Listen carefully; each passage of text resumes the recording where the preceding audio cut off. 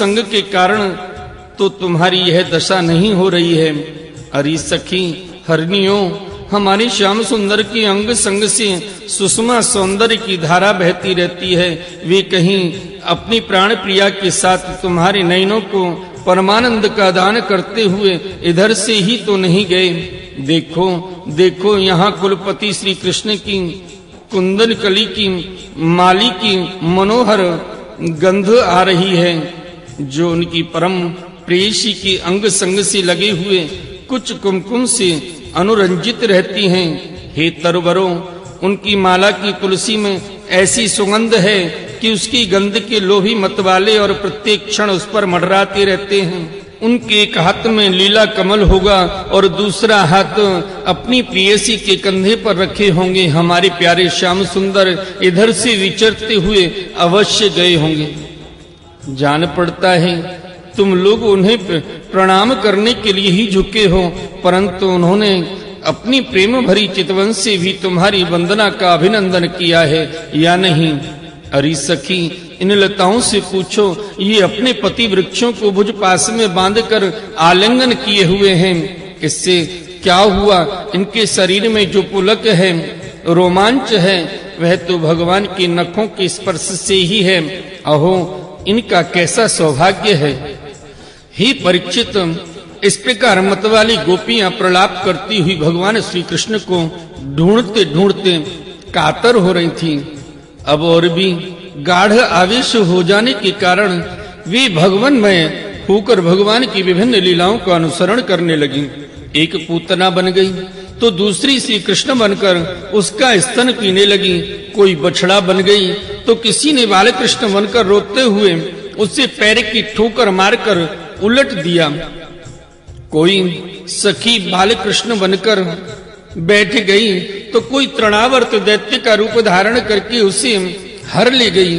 कोई गोपी पांव घसीट कर घुटनों के बल बकैया चलने लगी और उस समय उसकी पाजे भी रुनक झुनक बोलने लगे। एक बनी कृष्ण तो दूसरी बनी बलराम और बहुत सी गोपियां ग्वाल वालों के रूप में हो गईं। एक गोपी बन गई वत्सासुर तो दूसरी बनी बकासुर। अब तो गोपियों ने अलग अलग श्री कृष्ण बनकर वत्सासुर और बकासुर बनी हुई गोपियों को मारने की लीला की। जैसे श्री कृष्ण वन में करते थे, वैसे ही एक गोपी बांसुरी बजा बजाकर दूर गए हुए पशुओं को बुलाने का खेल खेलने लगी। तब दूसरी गोपियां वाह वाह करके उसकी प्रशंसा करने लगी। एक गोपी अपने को श्री कृष्ण समझकर दूसरी सखी के गले में बांह डालकर चलती और गोपियों से कहने लगी, मित्रों, मैं श्री कृष्ण हूँ, तुम लोग मेरी यह मनोहर चाल देखो। कोई गोपी कृष्ण बनकर कहती, अरे ब्रजवासियों, तुम आधी पानी से मत डरो, मैंने उससे बचने का उपाय निकाल लिया है। ऐसा कहकर गोवर्धन धारण का अनुकरण करती हुई वह अपनी ओढ़नी उठाकर ऊपर तान लेती है। हे परीक्षित, एक गोपी बनी काली नाग तो दूसरी श्री कृष्ण बनकर उसके सिर पर पैर रखकर चढ़ी चढ़ी बोलने लगी, रे दुष्ट सांप, तू यहाँ से चला जा, मैं दुष्टों का दमन करने के लिए ही उत्पन्न हुआ हूँ। इतने में ही एक गोपी बोली, अरे ग्वालो देखो, वन में बड़ी भयंकर आग लगी है, तुम लोग जल्दी से जल्दी अपनी आंखें मूंद लो, मैं अनायास ही तुम लोगों की रक्षा कर लूंगा। एक गोपी यशोदा बनी और दूसरी बनी श्री कृष्ण। यशोदा ने फूलों की माला से श्री कृष्ण को उखल में बांध दिया। अब वह श्री कृष्ण बनी हुई सुंदरी गोपी हाथों में मुंह ढककर भय की नकल करने लगी। हे परीक्षित, इस प्रकार लीला करते करते गोपियां वृंदावन के वृक्ष और लता आदि से फिर भी श्री कृष्ण का पता पूछने लगी। इसी समय उन्होंने एक स्थान पर भगवान के चरण चिन्ह देखे। वे आपस में कहने लगी, अवश्य ही ये चरण चिन्ह उदार शिरोमणि नंद नंदन श्याम सुंदर के हैं, क्योंकि इनमें ध्वजा कमल वज्र अंकुश और जो आदि के चिन्ह स्पष्ट ही दिख रहे हैं। उन चरण चिन्हों के द्वारा ब्रजवल्लभ भगवान को ढूंढती हुई गोपियां आगे बढ़ी। तब उन्हें श्री कृष्ण के साथ किसी ब्रज युवती के भी चरण चिन्ह दिख पड़े। उन्हें देखकर वे व्याकुल हो गईं और आपस में कहने लगीं, जैसे हथनी अपनी प्रियतम गजराज के साथ गई हो, वैसे ही नंदनंदन श्याम सुंदर के साथ उनके कंधे पर हाथ रखकर चलने वाली किस बड़भागनी के चरण चिन्ह हैं। अवश्य ही सर्वशक्तिमान भगवान श्री कृष्ण की ये आराधिका होगी, इसलिए इस पर प्रसन्न होकर हमारे प्राण प्यारे श्याम सुंदर ने हमें छोड़ दिया है और इसे एकांत में ले गए हैं। हे प्यारी सखियों, भगवान श्री कृष्ण अपने चरण कमल से जिस रज का स्पर्श कर देते हैं वह धन्य हो जाती है, उसकी अहोभाग्य है। क्योंकि ब्रह्मा शंकर और लक्ष्मी आदि भी अपने अशुभ नष्ट करने के लिए उस रज को अपने सिर पर धारण करते हैं। अरे सखी, चाहे कुछ भी हो, यह जो सखी हमारे सर्वस्व श्री कृष्ण को एकांत में ले जाकर अकेले ही उनकी अधर सुधा का रस पी रही है, इस गोपी के उभरे हुए चरण चिन्ह तो हमारे हृदय में बड़ा ही क्षोभ उत्पन्न कर रहे हैं। जहां उस गोपी के पैर नहीं दिखाई देते, मालूम होता है यहाँ प्यारे श्याम सुंदर ने देखा होगा कि मेरी प्रेयसी के सुकुमार चरण कमलों में घास की नोक गढ़ती होगी, इसलिए उन्होंने उसे अपने कंधे पर चढ़ा लिया होगा। हे सखियों, जहां देखो प्यारे श्री कृष्ण के चरण चिन्ह अधिक गहरे बालू में धसे हुए हैं। इससे सूचित होता है कि यहाँ भी किसी भारी वस्तु को उठाकर चले हैं, उसी के बोझ से उनके पैर जमीन में धस गए हैं। हो न हो यहाँ उस कामी ने अपनी प्रियतमा को अवश्य कंधे पर चढ़ाया होगा। देखो देखो, यहाँ परम प्रेमी ब्रजवल्लभ ने फूल चुनने के लिए अपनी प्रेयसी को नीचे उतार दिया है और यहाँ परम प्रियतम श्री कृष्ण ने अपनी प्रेयसी के लिए फूल चुने हैं। उचक उचक कर फूल तोड़ने के कारण यहाँ उनके पंजे तो धरती में गड़े हुए हैं और एड़ी का पता ही नहीं है। परम प्रेमी श्री कृष्ण ने कामी पुरुष के समान यहाँ अपनी प्रेयसी के केस संभाले हैं। देखो, अपने चुने हुए फूलों को प्रेयसी की चोटी में गूंथने के लिए वे यहाँ अवश्य ही बैठे रहे होंगे।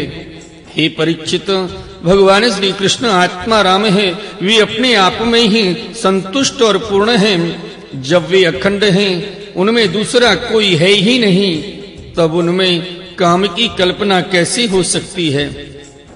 फिर भी उन्होंने कामनियों की दीनता, स्त्री परवस्था और स्त्रियों की कुटिलता दिखलाते हुए वहां उन गोपियों के साथ एकांत में क्रीड़ा की थी। एक खेल रचा था। इस प्रकार गोपियां मतवाली सी होकर अपनी सुध बुध खोकर एक दूसरे को भगवान श्री कृष्ण के चरण चिन्ह दिखलाती हुई वन वन में भटक रही थीं। इधर भगवान श्री कृष्ण दूसरी गोपियों को वन में छोड़कर जिस भाग्यवती गोपी को एकांत में ले गए थे, उसने समझा कि मैं ही समस्त गोपियों में श्रेष्ठ हूँ। इसलिए तो हमारे प्यारे श्री कृष्ण दूसरी गोपियों को छोड़कर जो उन्हें इतना चाहती हैं, केवल मेरा ही मान करते हैं, मुझे ही आदर दे रहे हैं। भगवान श्री कृष्ण ब्रह्मा और शंकर भी शासक हैं। वह गोपी वन में जाकर अपने प्रेम और सौभाग्य के मद से मतवाली हो गई और उन्हीं कृष्ण से कहने लगी, प्यारे, मुझसे अब तो और नहीं चला जाता, मेरे सुकुमार पांव थक गए हैं, अब तुम जहां चलना चाहो मुझे अपने कंधे पर चढ़ाकर ले चलो।